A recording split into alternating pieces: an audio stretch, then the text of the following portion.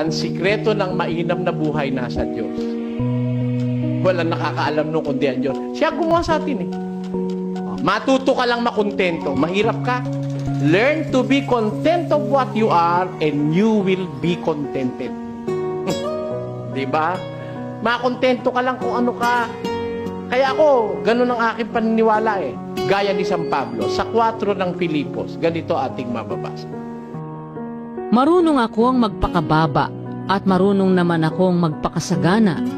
Sa bawat bagay at sa lahat ng bagay ay natutuhan ko ang lihim, maging sa kabusugan at maging sa kagutuman, at maging sa kasaganaan at maging sa kasalatan. Ayun. Marunong akong sagana. Marunong din naman ako mahirap. Marunong akong masalat. Marunong naman akong marami. Tayo, kontento siya. O pagka kontento ka, may problema ka ba? Wala. Kano kita mo?